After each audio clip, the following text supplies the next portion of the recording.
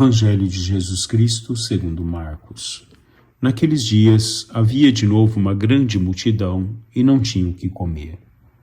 Jesus chamou os discípulos e disse: Tenho compaixão desta multidão, porque já faz 3 dias que está comigo e não tem nada para comer. Se os mandar para casa sem comer, vão desmaiar pelo caminho, porque muitos deles vieram de longe. Os discípulos disseram: Como poderia alguém saciá-los de pão aqui no deserto? Jesus perguntou-lhes: Quantos pães tendes? Eles responderam: 7. Jesus mandou que a multidão se sentasse no chão.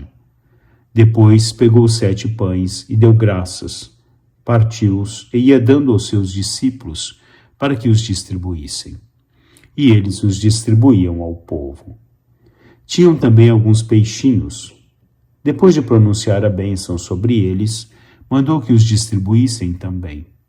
Comeram e ficaram satisfeitos, e recolheram 7 cestos com os pedaços que sobraram. Eram 4.000, mais ou menos, e Jesus os despediu, subindo logo na barca com seus discípulos. Jesus foi para a região de Dalmanuta. Palavra da salvação. Um bom dia a todos, dia 14 de fevereiro, na quinta semana do tempo comum. Hoje o Evangelho nos traz a multiplicação dos pães. O olhar de Jesus sobre aquela gente que há 3 dias seguiam, que há 3 dias não se alimentavam. Jesus olha para eles com compaixão. É o olhar da paixão, o olhar daquele que agrega em seu coração aqueles a qual tanto ama, ao qual se preocupa com cada um deles. São Tomás de Aquino, analisando o ato do milagre dos pães, ele nos diz: degustando tão alta doutrina, aqueles homens só retinham na memória os milagres, porque seus entendimentos estavam obscurecidos, pois, como diz São Paulo, os milagres não foram operados em favor dos fiéis, mas dos infiéis. Eram então mais sábios aqueles que, segundo São Mateus, admiravam sobretudo a grandeza de sua doutrina. São Tomás nos fala que aqueles que foram alimentados procuravam o pão que Jesus poderia lhes dar, o alimento terreno. Não tinham ainda a percepção do que Jesus lhes concedia, que era o alimento espiritual, a vida espiritual. O ato da multiplicação dos pães marca o alimentar de um povo com a palavra de Deus.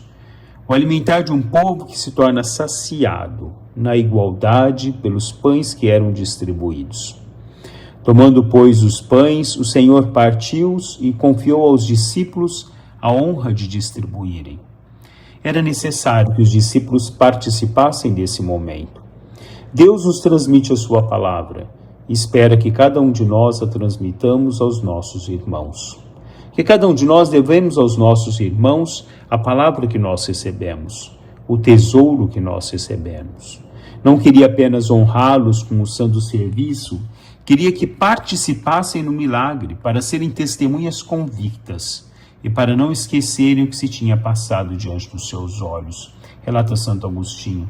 Foi através destes que mandou sentar as pessoas e distribuir o pão, para que cada um deles pudesse testemunhar o milagre que se realizava nas suas mãos.